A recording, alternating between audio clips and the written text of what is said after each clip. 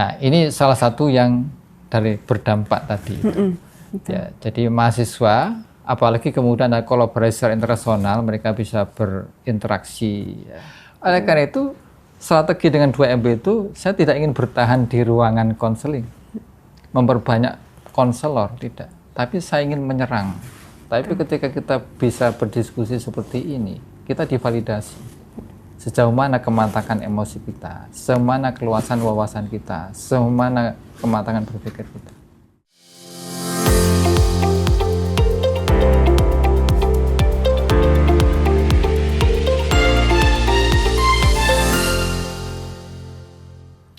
Halo teman UB, kembali lagi di Bonsai On Podcast, obrolan santai dan seru yang menyimpan begitu banyak informasi bagi teman UB. Bersama saya, Mayang Ayunani, yang akan terus menemani teman UB untuk menggali informasi unik yang ada di Universitas Brawijaya, khususnya di berbagai fakultas yang ada di Universitas Brawijaya. Di episode kali ini, kita akan membahas tema yang sangat relevan dengan kehidupan kita semua. Karena kita mengetahui bahwa era sekarang sudah menjadi era digital, dan fakultas ini menjadi pusat pengembangan teknologi digital. Dan inilah dia, satu hati, satu jiwa, Fakultas Ilmu Komputer Universitas Brawijaya. Spesial, saya langsung ditemani oleh Dekan Fakultas Ilmu Komputer yang juga menjadi sosok penting dalam pengembangan Fakultas Ilmu Komputer. Dan mari kita sambut Insinyur Tri Astoto Kurniawan, ST, MT, PhD, IPM. Selamat datang Bapak di Bonsai On Podcast. Selamat siang, Assalamualaikum warahmatullahi wabarakatuh, Mbak Waalaikumsalam Bapak. Nah, inilah teman UB, sosok dari beliau, inilah yang menjadi pusat pengembangan dan juga berkat kepemimpinannya beliau juga Fakultas Ilmu Komputer akhirnya dapat mengantarkan di berbagai prestasi dan juga pengembangan yang ada. Namun sebelum itu, marilah kita menyambut hangat Bapak Tri ini untuk bisa langsung memperkenalkan dirinya kepada teman UB Bapak supaya lebih dekat juga dengan teman UB. Monggo Bapak silakan. Ya, terima kasih Mbak Mayang. Assalamualaikum warahmatullahi wabarakatuh, teman-teman sahabat UB semua. Perkenalkan, nama saya Tri Astoto Kurniawan, sebagai Dekan Fakultas Ilmu Komputer yang baru menjabat kurang lebih sekitar 6 bulan ya. Per 10 Juni kemarin kami dilantik Mbak Mayang. Oke, berarti belum ada genap 1 tahun ya Bapak? Belum setahun ya. Oke. Tapi alhamdulillah dengan kontribusi, kolaborasi dan kerjasama dari teman-teman semua di Filkom, kita bisa berjalan bersama-sama untuk meneruskan estafet kepemimpinan di Filkom yang sudah dirintis sebelumnya oleh pejabat-pejabat sebelumnya. Ya, ini menjadi kekuatan yang penting di Filkom sekaligus untuk bisa membantu pimpinan di tingkat UB untuk meningkatkan reputasi Filkom dan tentu UB itu sendiri. Oke, baik. Lalu Bapak berbicara mengenai Fakultas Ilmu Komputer Bapak. Apa sih Bapak visi dan misi Fakultas Ilmu Komputer ini? Ya, sebagai misi kami di Filkom ini kita ingin memperjuangkan sebagai sebuah fakultas yang bereputasi internasional sekaligus berkontribusi dalam pengembangan keilmuan di bidang teknologi informasi dan ilmu komputer, sekaligus ini mensinergikan antara pendidikan, penelitian dan pengabdian kepada masyarakat sehingga memberikan dampak yang cukup signifikan kepada masyarakat dan industri itu sendiri. Kita memiliki beberapa misi. Yang pertama adalah tentu kita sebagai lembaga pendidikan tinggi di bidang keilmuan komputer ingin kita menghasilkan lulusan-lulusan yang memiliki kompetensi yang cukup untuk bisa berkontribusi di masyarakat dan industri. Dan yang kedua, kita ingin memberikan ekosistem yang baik di dalam rangka untuk pengembangan penelitian dan pengabdian kepada masyarakat.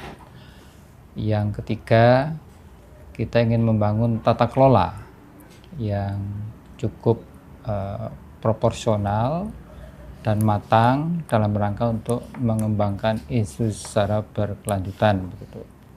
Dan yang keempat tentu untuk bisa itu semua kita tidak bisa sendiri, Mbak Maya.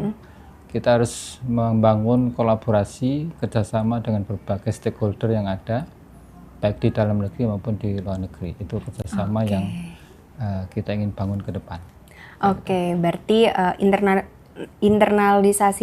internasionalisasi itu juga penting ya Bapak, Betul. serta pengembangan SDM, Betul. juga tata kelola, sehingga dari kesatuan ini dapat mengantarkan Fakultas Ilmu Komputer harapannya untuk dapat lebih bersinergi juga ke depannya Lebih gitu ya. bersinergi dan lebih melenting lagi ke depan. Oh, baik, jika UB melesat, ini Filkon melenting. Oke. Baik Bapak. Lalu untuk mengawali lagi Bapak, di sini saya juga penasaran, teman UB pun juga penasaran apa saja sih prestasi yang sudah diraih oleh Filkom ini maupun beberapa prestasi di tingkat lokal, nasional, bahkan internasional gitu Bapak. Ya, kita bersyukur ya Mbak Mayang sebagai sebuah fakultas yang relatif muda ya. Kita baru dias ke-14 tahun ini. Oke. 14 tahun. Iya. Masih teenager lah ya. Iya, masih teenager betul. Tetapi kita ingin membangun mental yang lebih dari itu. Oke. Kita ingin menjadi institusi yang terus berkembang menuju kepada kematangan organisasi ya. Dan alhamdulillah secara simultan ya kita selain juga untuk terus memacu prestasi-prestasi mahasiswa, dosen dan tendik juga, kita juga membangun soliditas di internal kita ya. Kalau dari prestasi alhamdulillah Mbak Mayang banyak mahasiswa kita yang mengikuti berbagai kejuaraan ya, event-event lomba, baik itu yang sifatnya adalah akademik ya, maupun yang sifatnya adalah seni dan sejenisnya ya. Kita di kemahasiswaan itu memfasilitasi para mahasiswa untuk bisa berkreasi di bidang masing-masing sesuai dengan minat bakat dan kemampuan mereka, baik di tingkat nasional maupun internasional. Mahasiswa kita tidak sedikit yang sekarang ini menjalankan sebagai riset asisten di luar negeri. Alumni kita, artinya terutama di Jepang ya, termasuk juga mahasiswa kita juga dalam rangka untuk kerjasama dengan perguruan tinggi di Jepang, yang belum lulus pun mereka juga menjadi riset asisten di sana. Iya.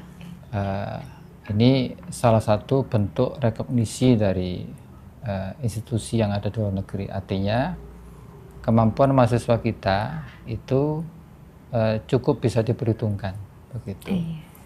Kemarin kami dalam kesempatan dias di Jakarta juga mengagendakan pertemuan dengan alumni dalam rangka untuk pembentukan IK Filkom ya, karena memang sampai dengan saat ini belum terbentuk, ya Bapak.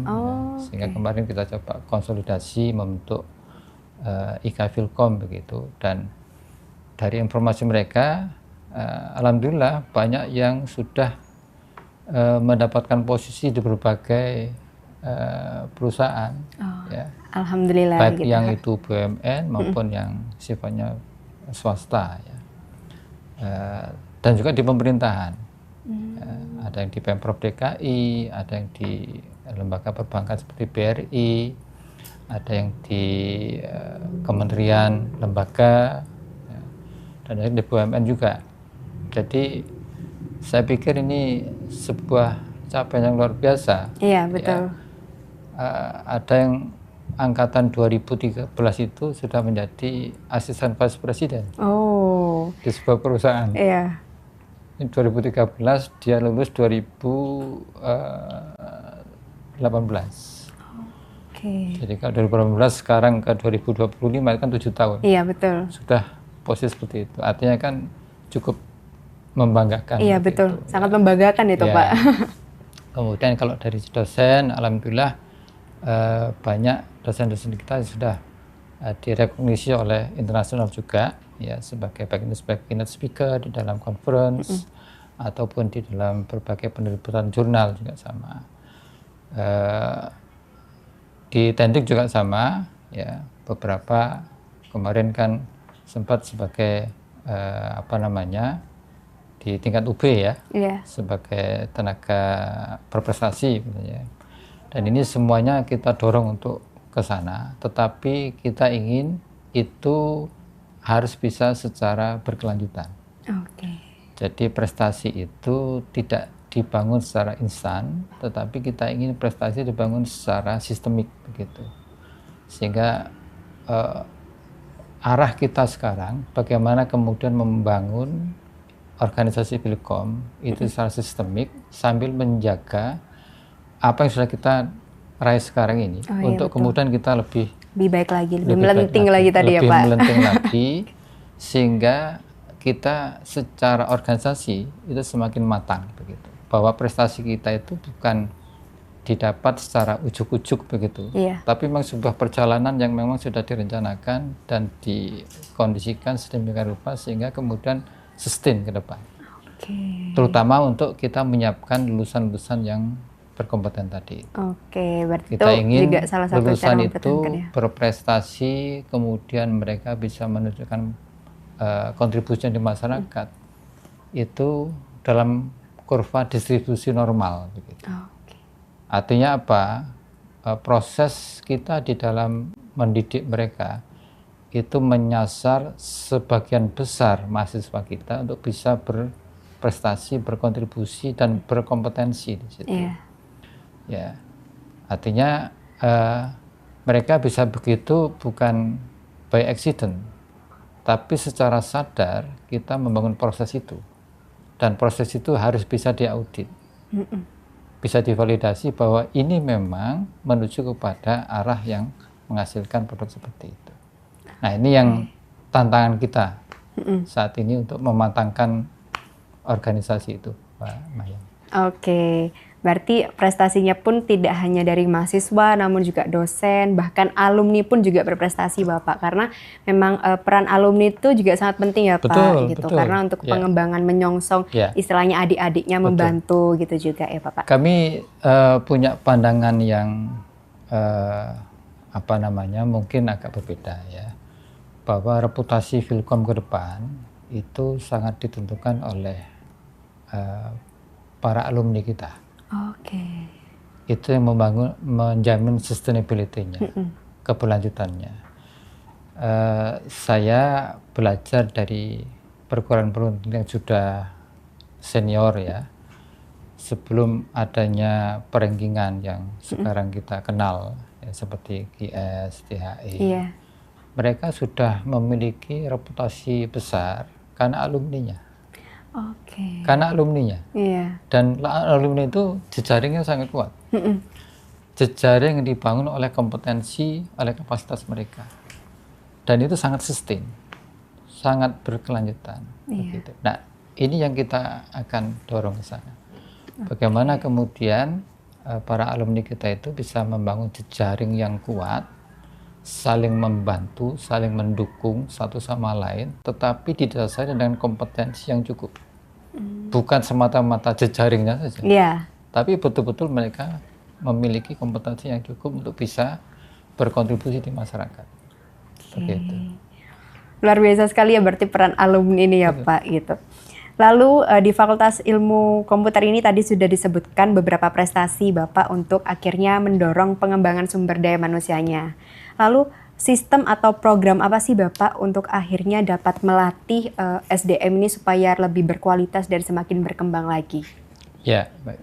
Tentu yang pertama kita basisnya ada tata kelola yang matang dulu. Baik, artinya pengembangan SDM kita itu tertata secara sistemik. Jadi tidak insidentil, tidak pragmatis, ya, tidak kemudian impulsif sifatnya. Sehingga nanti pengembangan SDM kita itu bisa secara berkelanjutan dan berjenjang, begitu. Nah, ini yang sedang kita tata, begitu. Termasuk pendidikan berkelanjutan. Berarti ada programnya itu ya, betul, Pak? Ya, termasuk untuk dosen terutama ya. Kita sekarang ini punya dosen 107, Mbak. 107 dosen. Dosen itu Di antara mereka yang sudah S3 itu kurang lebih 50%-nya. Gitu. Selebihnya masih S2. Begitu. Nah, ini yang masih kita dorong terus. Karena kita ingin memiliki determinasi yang jelas pengembangan keilmuan kita ke depan seperti apa, maka kita juga sedang merancang bagaimana kemudian penugasan studi lanjut bagi dosen kita S3 itu sesuai dengan kebutuhan keilmuan kita ke depan seperti apa. Dan alhamdulillah di Filkom saat ini itu sedang merumuskan rencana induk pengembangan pendidikan ke depan 20 tahun ke depan, dan juga rencana induk pengembangan penelitian dan Pekmas 20 tahun ke depan. Itu sebagai turunan dari kebijakan akademik Filkom 2022-2042 yang itu sudah ditetapkan melalui pleno SAF di Filkom untuk menjadi kerangka pengembangan ke depan bagi pimpinan siapapun yang nanti akan menjabat di Filkom, termasuk saya. Jadi saat ini posisi saya sedang menjalankan kerangka pengembangan ini. Yang sudah dibentuk tadi. Sudah dibentuk tadi itu. Termasuk tadi itu, keilmuan Filkom ke depan seperti apa, penelitian kita ke depan seperti apa, dan ini memang challenge-nya, tantangannya adalah bagaimana kita bisa merumuskan itu. Dan saat ini tim sudah mulai bekerja, tim awal sudah mulai bekerja untuk itu, sehingga harapannya nanti pengembangan keilmuan dosen kita itu juga sudah konvergen ke arah situ, pengembangan penelitian juga konvergensi ke arah yang sama. Begitu. Ini sebagai kekuatan kita nanti seperti apa. Berarti bisa sejalan dengan kerangka yang sudah dibuat tadi ya Bapak. Ya. Gitu. Sedikit menyinggung tentang pengembangan keilmuan nih Bapak. Apa sih pengembangan keilmuan yang ingin dicapai oleh Fakultas Komputer ke depannya gitu Pak? Ya, ini yang menjadi tantangan menarik Mbak Mayang. Rumusan secara spesifik memang masih belum. Masih berproses berproses, tapi kita punya kerangka besarnya, yaitu adalah pengembangan keilmuan yang sifatnya adalah mengandung aspek smart, ya, smart digital di situ. Kenapa? Karena tadi disampaikan oleh Mbak Mayang, dunia kita sekarang adalah era digital, era di mana informasi itu sudah sedemikian rupa, ya, dengan digitalisasi itu, maka ini ke depan juga sama, era digitalisasi. Berarti fokus dalam hal tersebut. Bagaimana kemudian resource yang ada, yang itu dalam bentuk digital, itu bisa kita kalau smart. Smart. Nah, ini yang menjadi kerangka besar keilmuan kita ke depan. Gitu. Kira-kira gitu, Pak. Namun apakah ada kemungkinan besar bahwa nantinya di Filkom ini semuanya serba digital, Pak? Atau bagaimana? Ya, arahnya pasti ke sana ya. Tentu Filkom sebagai Fakultas Ilmu Komputer harus menjadi pionir di situ. Iya, betul. Cuman kan kita sadar bahwa nggak semuanya dengan digital gitu, ya. Ada hal-hal yang itu perlu ada sentuhan-sentuhan yang sifatnya humanis, gitu ya. Tidak semuanya digital. Dan tentu digitalisasi ini tidak kemudian menghilangkan peran manusia di dalam memberikan kebijaksanaan di sana. Sehingga digitalisasi itu sebagai alat bantu saja untuk kemudian human-nya itu tetap memiliki wisdom ya di dalam mengambil sebuah keputusan atau kebijaksanaan begitu. Sehingga kita dengan digitalisasi itu kita meningkatkan efisiensi dan efektivitas di dalam setiap apa yang kita lakukan di fakultas begitu. Berarti memang sebagai alatnya ini diharapkan dapat membantu pekerjaan manusia gitu nih Bapak. Dan manusia ini pun juga pasti nantinya akan bertugas untuk memonitoring gitu. Baik, lalu menanggapi tentang perubahan di saat ini Bapak, bagaimana akhirnya Fakultas Ilmu Komputer ini dapat menyikapi perubahan besar yang ada di era sekarang, karena kan semuanya sudah digital dan memang sudah juga tidak dipungkiri ya Bapak, kita tidak bisa menolak hal tersebut gitu. Lalu bagaimana akhirnya Fakultas Filkom ini menyelaraskan tadi untuk dapat bisa sejalan dan juga dapat memanfaatkan semua hal itu dengan baik dan tidak melenceng gitu. Ya, saya sepakat dengan istilah menyelaraskan, Mbak Mayang ya. Kalau dalam bahasa saya itu surfing over the wave, berselancar di atas gelombang perubahan. Luar biasa ya, kata-katanya tuh berbeda gitu Pak dengan saya. Kenapa? Karena gelombang perubahan nggak akan bisa kita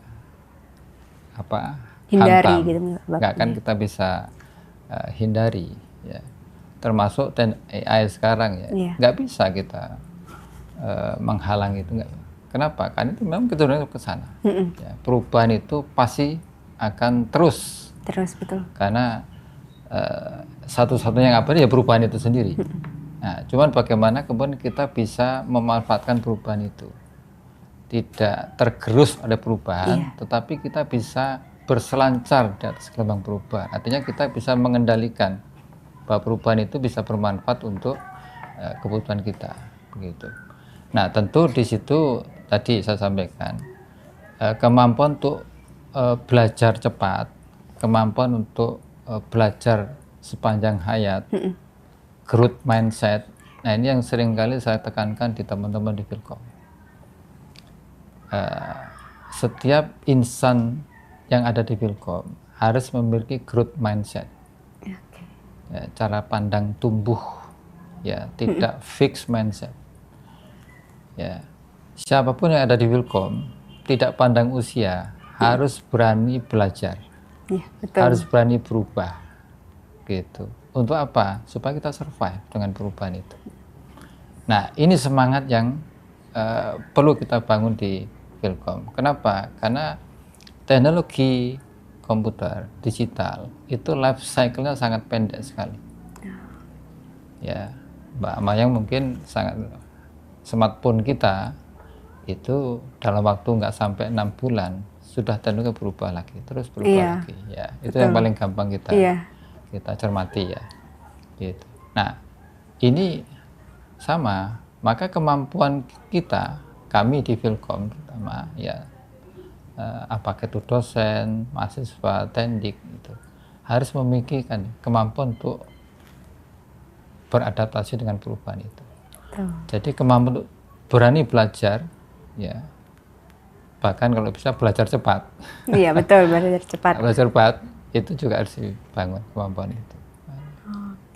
Berarti memang percepatan perubahan ini sangat tidak bisa istilahnya tidak ini ya Bapak, disangka-sangka gitu. Tiba-tiba bulan ini misal ya contohnya tadi seperti smartphone, di bulan ini series ini sudah keluar, terus bulan depan juga sudah keluar lagi dengan sistem yang juga berbeda. Berarti memang manusia juga harus dituntut istilahnya lebih pintar lah dari sistem itu sendiri. Lalu untuk mendukung itu pasti akan ada program unggulan dari Fakultas Filkom sendiri kan Bapak? Apa saja Bapak program unggulannya yang ada di Filkom? Ya, tentu di dalam merespon berbagai perubahan yang ada itu, ya, yang pertama kan kita perlu konsolidasi dulu, Mbak. Jadi tadi sempat saya sampaikan ada kebijakan akademik 2022-2022 ya. Itu ada pentahapan 5 tahun sekali. Jadi tahap pertama itu 2022 sampai 2027 itu tahap konsolidasi. Nanti 2027, 2032 itu adalah pemantapan keunggulan. Ya. Terus dilanjutkan nanti dengan ekspansi, inovasi, sampai tadi nanti adalah transformasi peran.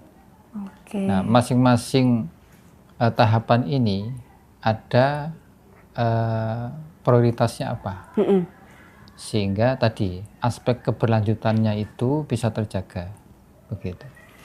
Nah, kami saat ini sebagai dekan itu ada di tahap konsolidasi. Oke. 2022 sampai 2027. Mm-mm. Tinggal 2 tahun lagi. Nggak sampai 2 tahun, Mbak. Iya, nggak sampai Bapak. Gitu. Harus bisa mengonsolidasikan seluruh resource yang ada di Vilkom. Gitu. Jadi kalau kita bicara program unggulan, ya sekarang kita tahap itu. Berarti fokusnya di situ ya Bapak. Ya, Berarti memang bagaimana- bertahap gitu ya. Betul, bertahap. Tapi bukan berarti kemudian kita tidak melakukan terobosan-terobosan yang lain yang di luar dalam konteks konsolidasi tadi, simultan. Tetapi porsinya ada di tahap konsolidasi tadi. Salah satu yang menjadi concern kami adalah bagaimana menata ulang UTK, Mbak. Organisasi dan tata kerja di Vilkom saat ini. Kenapa? Ini penting, karena ini menjadi pondasi awal. Bagaimana interaksi antar peran yang ada di Vilkomin, baik itu mahasiswa, dosen, maupun tendi. Kalau OTK ini tidak ditata sedemikian rupa, maka kolaborasi, interaksi di antara entitas ini juga tidak bisa efektif. Ujung-ujungnya apa? Akhirnya nanti hasilnya tidak optimal. Iya. Karena masing-masing nggak jelas. Begitu peran fungsi dan juga interaksinya seperti apa. Gitu. Interaksi di antara mereka. Nah, ini yang menjadi pondasi dasar. Dan alhamdulillah melalui pembahasan cukup panjang ya, kita sudah menyelesaikan itu, merampungkan itu, dan saat ini sudah dibahas di divisi hukum untuk mendapatkan penetapan dari Pak Rektor ya. Tapi ini sebagai salah satu saja proses kita. Nah, berikutnya adalah tadi kita sedang ongoing proses untuk merumuskan rencana induk pengembangan pendidikan dan penelitian serta pengabdian kepada masyarakat. Ini sebagai guidance kita nanti. Termasuk yang penting juga Mbak Mayang, laboratorium kita dalam konteks pembenahan UTK tadi, kita restrukturisasi laboratorium. Karena ini adalah pusat keilmuan kita di situ. Sehingga harapannya adalah dengan laboratorium yang sudah di restrukturisasi sedemikian rupa, ini menjadi engine bagi kita untuk mengembangkan keilmuan yang mendukung proses pendidikan itu sendiri nanti. Jadi tentu kita tidak mengabaikan beberapa aktivitas program-program yang selama ini berjalan dalam rangka untuk prestatif ya, itu tetap jalan. Secara simultan kita juga memperbaiki hal-hal yang sifatnya sistemik tadi itu, supaya kalau kita jalan itu, kalau bahasa Jawa Mbak Mayang ya, nggak keserimpet-serimpet. Oh iya, gitu ya. Nggak banyak fokusan akhirnya ya Pak, yang akhirnya berantakan semua gitu. Lalu dari fokusan utama terhadap program tersebut, apakah ini nantinya juga akan berpengaruh dalam kegiatan pembelajaran Bapak, Pak? Gitu. Betul, pasti. Pasti berpengaruh ya Pak. Lalu bagaimana cara mengubah atau menyelaraskan kembali pembelajaran tersebut dengan program yang ada? Jadi gini Mbak Mayang, ini yang juga sering saya sampaikan kepada teman-teman di Vilkom. Core bisnis kita itu adalah pendidikan. Iya. Kenapa kok pendidikan sebagai core bisnis? Karena hampir 90% anggaran kita itu dari UKT mahasiswa. Iya, betul. Iya, betul. Artinya itu core bisnis. Dan ini nggak boleh dianggap aktivitas yang biasa-biasa saja, gitu.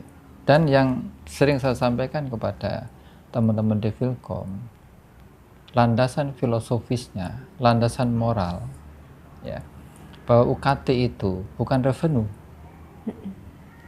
bukan hasil usaha, tapi modal usaha. Artinya apa? Kalau itu ada modal usaha, maka produk belum jadi. Produk belum terbentuk. Apa itu produknya? Lulusan yang berkompeten. Bukan sekedar lulus, tapi lulusan yang berkompeten. Maka ini menjadi landasan moral kita. Bagaimana kemudian mendayagunakan anggaran itu seoptimal mungkin dalam rangka menuju kepada produk akhir tadi. Maka itu tadi PBM-nya. Tapi jangan lupa kita pendidikan, bukan sekedar pembelajaran. Iya. Nah, maknanya sangat beda. pendidikan itu tidak sekedar bagaimana mendeliver materi-materi kuliah, tapi bagaimana membentuk karakter, membentuk sikap, membentuk pola pikir dan seterusnya bagi para mahasiswa kita itu. Dan ini adalah pekerjaan yang tidak mudah. Iya, betul Bapak. Nah, inilah yang kita coba koreografikan dengan teman-teman di Filkom tadi itu, dengan sebuah pemahaman yang sama. Bagaimana nanti proses pembelajaran di Filkom itu betul-betul menyasar itu semua. Dan ini alhamdulillah secara infrastruktur, Mbak Mayang, kalau secara fisik alhamdulillah kita sudah cukup bagus. Infrastruktur fisik. Tapi infrastruktur non fisik ini yang kita juga sudah beberapa hal sudah cukup representatif ya, dengan adanya kebijakan akademik, dan juga kita punya kekhasan akademik yang sudah dirumuskan oleh Senat Akademik Fakultas kemarin, yang itu memberikan deskripsi yang cukup jelas kepada seluruh sivitas akademika terkait dengan tadi kekhasan keilmuan, kemudian karakteristik lulusan, dan juga terkait dengan orientasi penelitian dan pengabdian kepada masyarakat yang nanti akan dilaksanakan di Filkom. Jadi ini semuanya dalam rangka tadi membangun secara sistemik begitu, sehingga nanti ada acuan yang jelas begitu dari semua sivil akademik yang ada di Filkom. Oke, seperti itu. Lalu untuk bagaimana akhirnya menimbulkan dampak bagi masyarakat Bapak? Apakah memang didelivery untuk adanya program khusus untuk akhirnya Fakultas Filkom itu memiliki program ini akhirnya dapat melibatkan masyarakat di sekitar gitu? Ya, tentu tadi ada misi ya untuk kerjasama dan kolaborasi dengan seluruh stakeholder. Ya. Nah, tentu untuk bisa berdampak secara signifikan, Filkom tidak bisa sendiri, Mbak Mayang. Ya, termasuk di dalam proses kita mempersiapkan lulusan yang berkompeten tadi itu. Maka kerjasama kita dengan dunia usaha dan dunia industri itu sangat penting.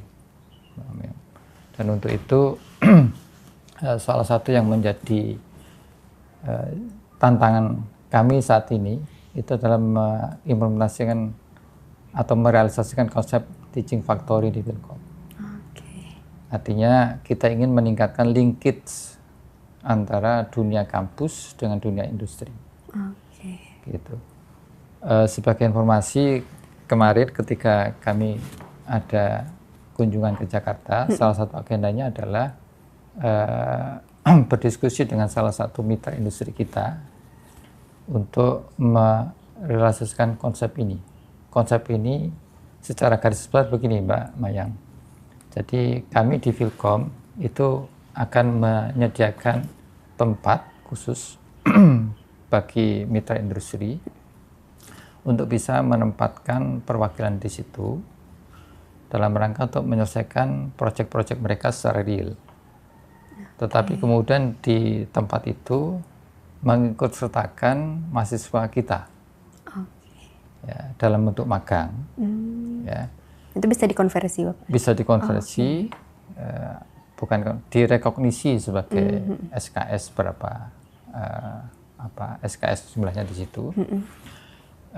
Mahasiswa nanti akan terekspos dengan pola kerja di dunia usaha dan dunia industri, kemudian mereka juga terbangun skill, baik itu hard skill maupun soft skillnya.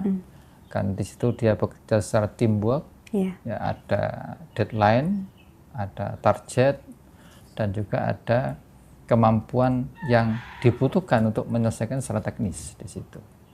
Dan tentu ini memberikan pengalaman yang luar biasa kepada mahasiswa kita. Kita memang sedang menyiapkan satu lantai, Mbak, di Filkom itu untuk kebutuhan itu. Sehingga harapannya mimpi kami, lantai itu menjadi lantai impian bagi mahasiswa. Karena yang bisa berada di lantai itu tidak setiap mahasiswa. Sehingga mereka akan usaha meningkatkan kemampuannya supaya bisa duduk di lantai itu, di lantai itu. Nah ini tentu akan membangun atmosfer akademik yang cukup kondusif bagi mahasiswa untuk selalu mereka meningkatkan kompetensinya di situ. Nah tentu di situ kualitas BBM kita juga harus disiapkan. Dan ini kita sekarang teman-teman di Filkom sedang maraton, Mbak, untuk menyiapkan ini secara simultan begitu. Harapannya nanti kita bisa menjalani itu dengan sebaik-baiknya. Amin. Karena kan saya juga mahasiswa kan Bapak, pasti kalau semisal ada program seperti itu, pasti itu juga sangat membantu saya untuk akhirnya dapat belajar mempersiapkan diri menghadapi dunia kerja gitu. Karena juga berkolaborasi dan juga meluangkan pemikiran dengan berbagai orang itu juga penting untuk pengembangan kualitas diri akhirnya. Dan terus akhirnya dapat berdampak lah kepada masyarakat. Contohnya seperti dapat diselaraskan kepada dunia industri seperti itu. Ya, selain itu kami juga ada program mahasiswa membangun desa ya. Itu kan dalam rangka untuk bisa mengekspos mahasiswa itu dengan masyarakat secara luas ya. Mereka paham kondisi di masyarakat seperti apa dan mereka bisa hidup berdampingan di masyarakat yang tidak selalu dengan kos-kosan yang serba tersedia fasilitas ya. Nah, ini juga gitu. Itu dalam rangka untuk membangun tadi itu empati, simpati dan seterusnya itu ya. Itu kita agendakan itu. Dan kemarin sebagai salah satu peningkatan kualitas MMD itu kita integrasikan dengan kita punya namanya program FISIT. FISIT itu fakultas FIS itu Filkom agak lupa. Isinya exchange culture ya. FISIT. Tapi dengan di bidang IT itu. Nah di tahun ini itu kita improve itu kegiatan itu dan alhamdulillah di tahun ini melibatkan sebagaimana tahun sebelumnya itu adalah mahasiswa internasional. Tapi tahun ini animonya luar biasa, Mbak. 2 kali lipat daripada tahun sebelumnya yang ikut itu. Itu setiap tahun ada. Setiap tahun ada. Gitu. Ya beragam dari Filipina, dari Malaysia, ada yang dari Timur Tengah, ya. Bahkan ada yang dari Eropa kemarin. Itu. Nah, di tahun ini saya sampaikan kepada panitia untuk mereka bisa melakukan hackathon, tapi case-nya dari desa. Yang kemarin MMD itu mereka sudah punya case-nya yang kemudian perlu disempurnakan. Itu yang kemudian dijadikan sebagai bahan untuk hackathon dari program FISIT ini. Ya. Nah ini salah satu yang dari berdampak tadi.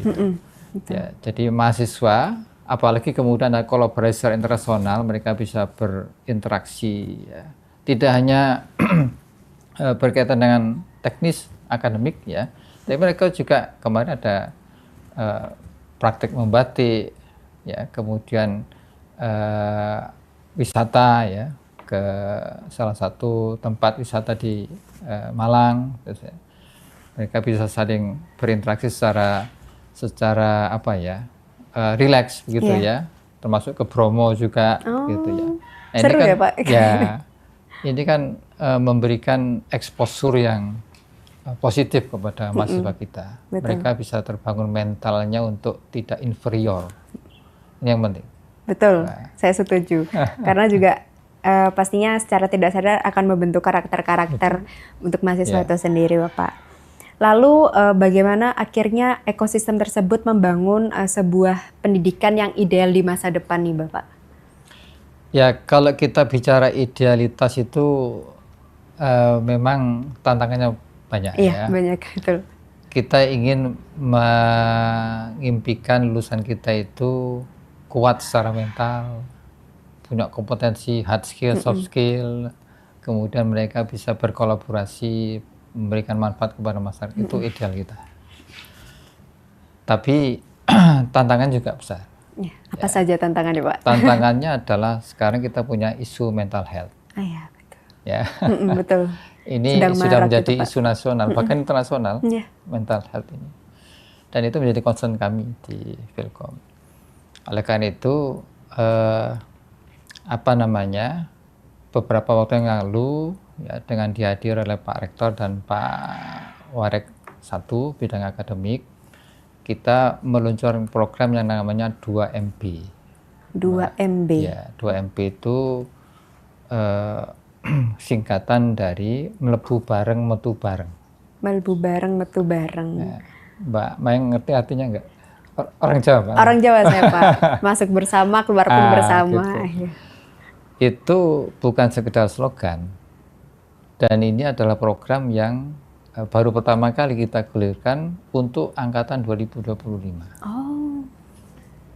Filosofinya adalah mereka ingin kita kondisikan sejak dari awal ada ikatan solidaritas dan soliditas yang kuat di antara mahasiswa itu sendiri.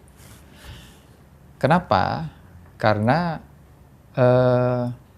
mereka lebih banyak berinteraksi secara keseharian. Jadi kalau mereka sering berinteraksi secara keseharian, maka identifikasi kalau ada masalah itu akan lebih cepat kalau peer mereka sendiri yang mengidentifikasi. Sehingga harapannya sedini mungkin potensi-potensi isu tentang mental health itu bisa segera teratasi di sana. Karena ada teman bicara, Iya, betul. ada teman berinteraksi, ada teman untuk berdiskusi. Mereka tidak mengalami loneliness, tidak merasa sendiri. Iya, betul. Gitu. Apalagi ini masih mahasiswa baru, yang mereka baru selesai PK2MB, baru selesai startup akademi, terus harus merantau gitu kan, Pak, jauh dari orang tua gitu. Ya. Ini semester 1 adalah golden moment sebetulnya, masa yang harus dimanfaatkan betul untuk mereka bisa. Oleh karena itu kemudian kita membangun infrastrukturnya, mulai dari ada ketua angkatan tingkat fakultas, ketua angkatan tingkat departemen, ketua angkatan tingkat prodi. Jadi setiap segmennya ada gitu ya? Gitu. Ini baru kita coba tahun ini di angkatan 2025. Harapannya nanti mereka semester 8 mereka lulus bareng-bareng. Oh iya, sesuai dengan slogan ya, tadi. Lulus bareng-bareng. Tentu menuju ke sana ada kerangka kerja yang kita siapkan. Yang itu terlibat banyak, mulai dari Kaprodi, dosen PA, Kadep, ya, termasuk nanti unit konseling, gitu, laboratorium, sampai kepada dekan terlibat juga nanti di situ, tergantung dari skalanya. Gitu. Sehingga tadi saya sampaikan, ini bukan slogan, tapi framework ini, framework, begitu. Termasuk nanti setiap semester mereka akan termasuk mentor kakak tingkatnya. Jadi ada mentornya, Bapak? Ada mentornya, gitu. Sehingga harapannya kehidupan sosial mahasiswa di Philcom, khususnya yang tadi itu betul-betul bisa terjaga. Nah, kalau mereka selama 4 tahun di sini terkondisikan dengan begitu, maka ikatannya kan luar biasa. Iya, betul. Nanti jadi alumni, sudah ikatan batin di antara mereka juga akan kuat. Gitu. Ini yang kita ingin bangun. Dalam jangka panjang, kalau sekarang kami di Philcom mungkin banyak kendala di dalam mengonsolidasikan alumni, maka dengan program ini harapannya nanti kita nggak kesulitan lagi. Kita tracer study sekarang agak kesulitan untuk mendapat tracer study. Gitu. Kenapa? Ya kata tadi, belum terkonsolidasikan dengan baik. Iya. Gitu. Nah, dengan program ini harapannya nanti mereka bisa melanjutkan itu setelah alumni. Gitu. Berarti memang searah ya Bapak, mulai dari maba lalu ditujukan untuk dapat menguatkan solidaritas, pun nanti saat menjadi alumni harapannya sama seperti itu. Bahkan yang untuk maba 2025 ada treatment khusus, Mbak. Apa itu, Bapak? Kita sudah melakukan tes talent DNA. Dengan menggandeng ESQ Corp, tempatnya Pak Ari Ginanjar itu. Dan itu berlaku untuk semuanya, Bapak? Semua mahasiswa baru 2025. Kita ingin profiling di situ. Mahasiswa ini itu profilnya seperti apa? Apakah dia perfeksionis? Kan ada banyak Iya, itu. betul. Yang paling unggul apa dia? Misalnya perfeksionis ya. Perfeksionis itu bagus. Tapi kalau dia tidak bisa mengendalikan secara proporsional, Kan menjadi bumerang. bumerang. Iya. Bisa jadi masalah mental health tadi. Iya. Betul. Gitu. Nah, ini juga disampaikan kepada orang tua mahasiswa. Oh, Supaya orang tua mahasiswa, tadi juga saya sampaikan bahwa orang tua mahasiswa itu juga peran penting di dalam program 2MP tadi itu. Dan kami sudah mengundang orang tua mahasiswa wow. 2 pekan lalu. Oh, Ya, dalam sebuah event hybrid ya, ada yang Iya. datang, ada yang daring gitu. Yang datang alhamdulillah ada sekitar 250 orang. Yang daring kurang lebih sekitar 150 orang begitu. Dari 1.000 mahasiswa baru. Kita punya 1.007 mahasiswa baru 2020. luar biasa sekali, Pak. Nah, kita ingin membangun kolaborasi di situ. Bagaimana kemudian kita memiliki vektor yang sama bahwa kita ingin menghasilkan lulusan yang berkompeten tadi itu. Kompetensi itu tidak hanya dari sisi hard skill, tapi soft skill-nya termasuk mental health-nya ini sudah resilient, tahan banting begitu. Nah, ini yang menjadi tantangan kita, Mbak. Tentu ini harus kita jalankan secara proporsional ya, tidak ada evaluasi dan seterusnya. Oke, berarti tidak hanya sehat secara akademik saja, namun juga sehat secara mental. Betul, gitu ya, Pak. betul. Karena memang jujur di era sekarang tuh bisa dibilang sedikit menakutkan ya, Bapak, bagi mahasiswa. Karena saya pun juga masuk kan takut gitu kan, Bapak. Misal ada teman saya yang kayak misal, aduh kayaknya struggle banget di pendidikan gitu, pasti butuh teman curhat. Betul, gitu kan, betul. Bapak. Nah, adanya program ini pun itu sangat membantu sekali, Pak, Betul. jika seperti itu. Kita ingin memfasilitasi para mahasiswa yang mereka itu memiliki keterbatasan untuk berinteraksi secara sosial. Oke. Kalau dia itu dibiarkan sendiri. Mm-mm. Apa way out-nya? Ya mereka mengakses ke website-website, situs-situs yang memberikan fasilitas untuk itu. Curhat-curhat ke tempat yang seperti itu, ini kan juga perlu kewaspadaan. Iya, betul. Gitu Nah, kan? tidak semua orang bisa dipercaya juga ya, Pak. Gitu. Maka kita harus memfasilitasi di kampus. Tapi kita nggak mungkin kalau itu dilakukan oleh dosen. Nggak mencukupi, Mbak. Baik secara kapasitas maupun secara waktu kita nggak mungkin. Philcom itu punya ruangan konseling yang luxe, Mbak. Kalau Mbak Mayang mau jalan-jalan ke sana, kita tunjukkan. Ruangannya luxe. Ya nanti saya main ke sana, Pak. Ya, ruangannya luxe. Gitu. Saya pernah ditanya oleh Pak WR3, gitu. Itu ruangan konseling itu mau diapakan, Pak? Ruangan bagus itu. Saya sampaikan, Pak Warek, bagi saya ini bukan bagus, lux. Ruangannya lux. Tapi saya sedih karena ruangan itu ramai oleh mahasiswa. Iya sih. Artinya apa? Indikator bahwa ada masalah banyak di mahasiswa.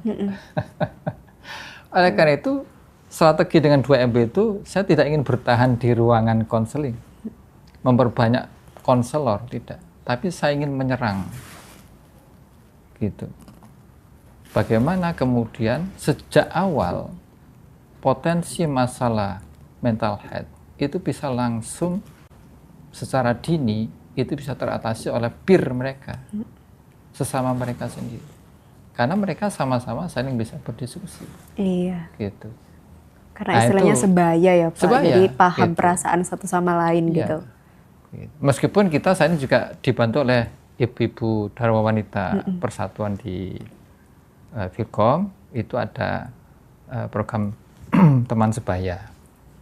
Itu ibu-ibu Dharma Wanita juga ikut membantu konseling juga, membantu mendampingi mahasiswa gitu. Tapi kan kita nggak bisa mengandalkan itu. Iya. Nah, seberapa kuat kita akan bertahan di situ? Kalau kemudian di sisi awal sana kita tidak lakukan antisipasi. Iya, betul. Sehingga tadi itu bagaimana membangun awareness di setiap mahasiswa baru itu bahwa mereka di sini nggak sendiri, ada temennya itu. Gitu. Itu Pak. Iya, menarik sekali. Kalau mentalnya sehat, mau belajar apapun, nggak ada masalah. Iya, menyenangkan mau dikasih tugas berat pun, oke. Enjoy gitu ya Enjoy. Pak. Iya. Tapi kalau dia sebetulnya punya kemampuan akademik, tapi mentalnya rapuh, ya gampang down dia. Nah ini yang kita tidak inginkan. Apalagi mereka nanti jadi pemimpin-pemimpin bangsa ke depan. Gitu. Ya ini tanggung jawab kita, Pak. Menarik sekali. Karena baru kali ini saya mendengar ada fakultas yang memfasilitasi sampai sebegitunya gitu loh Bapak. Sehingga artinya di sini mahasiswa juga tidak perlu risau gitu loh Pak. Akhirnya oh ternyata di fakultas Filkom ini, apalagi khususnya mahasiswa Filkom ini punya fasilitas tersebut gitu. Luar biasa. Lalu mengenai mental health ini sangat menarik ya Bapak pastinya di era sekarang.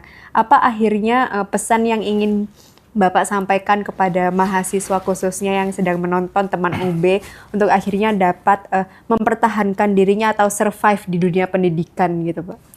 Ya, kita sekarang ada di era digital ya, era informasi, di mana kita sangat terbantu sekali dengan segala infrastruktur digital, ya, sangat terbantu sekali. Dan itu kecenderungannya adalah interaksi sosial kita semakin berkurang. Iya, berkurang. Gitu. Iya. Itu yang jadi. Maka kita perlu waspada di situ. Ya, kita perlu memandang itu sebagai sesuatu yang proporsional saja. Jangan terlalu, gitu. Terlalu mengandalkan begitu. Iya. Kenapa? Karena saya sering sampaikan kepada para mahasiswa itu, keberhasilan Anda nanti ketika sudah lulus, itu adalah kemampuan Anda untuk bisa berkolaborasi dengan orang. Dan berinteraksi dengan berinteraksi baik gitu ya, dengan Pak. orang. Kenapa? Karena disitulah Anda akan diuji, divalidasi kematangan Anda sebagai seorang dewasa. Gitu. Karena kalau Anda hanya berhubungan dengan gadget Anda, nggak ada yang bisa memvalidasi secara real. Kita mendapatkan jempol itu semu. Iya betul. Betul kan? Betul. Gitu. Semu, kebanggaan semu. Gitu. Padahal ketika di dunia nyata mereka itu belum tentu. Belum tentu seperti itu ya. Belum betul. seperti itu. Ketika kemudian di dunia nyata mendapatkan hantaman, sudah oleng. Nah inilah. Maka pesan saya bagi para mahasiswa terutama, sebenarnya nggak hanya mahasiswa, kita juga yang seluruhnya sudah, ya. karena dengan godaan teknologi digital ini membuat kita semakin malas untuk berinteraksi secara langsung. Ya. Itu tentu perlu ada trade off ya, kapan kita bisa menggunakan itu secara penuh ya, kapan itu kita harus berinteraksi. Karena diskusi yang betul-betul memvalidasi kemampuan berpikir seseorang, ya begini ini. Iya. Ketika berdiskusi begini, itu nggak ada bisa direkayasa. Kalau tulisan bisa direkayasa. Iya, betul. Ya kan? Gitu. Gambar bisa direkayasa. Tapi ketika kita bisa berdiskusi seperti ini, kita divalidasi. Sejauh mana kematangan emosi kita, semana keluasan wawasan kita, semana kematangan berpikir kita. Dan itu sifatnya spontan. Iya, betul. Gitu. Nah, inilah yang harus dibangun. Gitu. Karena pemimpin itu harus punya kemampuan begini. Karena banyak hal yang sifatnya adalah spontan. Iya. Dan di situ kematangan dia untuk mengambil sebuah kebijakan. Gitu. Termasuk jangan lupa untuk membaca buku fisik. Betul. Bukan buku ini. Iya. Itu penting ternyata. Gitu. Itu juga bentuk sebagai terapi juga ya Bapak. Karena membaca buku itu tidak hanya di saat penting saja menurut saya ya. Tapi juga misal di saat kita, kan ada tipe orang yang burnout tapi memilih untuk membaca buku akhirnya bisa tenang. Betul. Seperti itu. Ya. Wah, luar biasa sekali teman UB yang tadinya membahas mulai dari akademik terus lalu ke mental health hingga menciptakan sebuah pesan yang sangat bermakna, khususnya apalagi bagi saya di sini sebagai mahasiswa juga relate akan hal itu Bapak, karena tekanan-tekanan apa istilahnya tugas dan lain-lain itu bisa akan sangat ringan jika kita bersama gitu. Luar biasa, saya kayak merasa terharu gitu karena ini juga salah satu bentuk bagaimana akhirnya memandang realitas kehidupan mahasiswa gitu Bapak. Gitu. Nah itu saja Bapak diskusi kita hari ini yang tadinya sangat luar biasa, mulai dari prestasi di Filkom, mulai dari tingkat internasional, bahkan dosen, mahasiswa, juga seluruh sivitas di Fakultas Ilmu Komputer ini yang sangat difasilitasi dengan baik dengan berbagai program yang ada, mulai dari pengembangan desa juga yang akhirnya dapat meningkatkan sosialisasi dan juga meningkatkan keterikatan sosial sehingga dapat menciptakan sebuah inovasi untuk nantinya berdampak lebih bagi masyarakat. Karena sesuai dengan misi saat ini ya Bapak, kampus berdampak gitu. Pasti harapannya seluruh fakultas yang ada di Universitas Brawijaya ini dapat memberikan dampak yang baik, tidak hanya untuk diri sendiri namun juga untuk masyarakat. Luar biasa, apalagi jika dirangkum tadi, sungguh pesan-pesan moral yang juga sangat bermakna ini dapat teman UB pelajari dan juga ingat bahwasannya menjadi seorang akademisi itu tidak hanya sekadar kita belajar antara ruang saja, namun perlunya ada interaksi dan juga kebijakan digital seperti itu. Luar biasa. Terima kasih Bapak Tri sudah meluangkan waktunya untuk akhirnya berbincang santai di Bonsai kali ini dan menitipkan berbagai pesan untuk teman UB dan untuk seluruh audien yang sedang menonton ini. Semoga apa yang sudah disampaikan dan juga berbagai informasi yang sudah disampaikan oleh Bapak Tri ini dapat bermanfaat oleh seluruh sivitas akademika. Saya ucapkan sekali lagi terima kasih Bapak sudah hadir di Bonsai On Podcast. Terima kasih banyak Mbak Mayang atas kesempatannya. Iya, terima kasih. Saya terima kasih Bapak karena merasa terhormat bisa berdiskusi langsung dengan Bapak. Bisa bermanfaat untuk kita semua. Amin, dan mohon maaf amin. kalau ada yang kurang-kurang. Saya juga mohon maaf Bapak, selama proses ini tadi banyak kekurangannya. Itulah teman UB sedikit cerita hari ini dan juga diskusi di episode kali ini. Sampai jumpa di episode berikutnya yang tentunya akan menyimpan segala informasi yang pastinya juga akan unik dan juga penting bagi teman UB. Jadi nantikan di episode selanjutnya.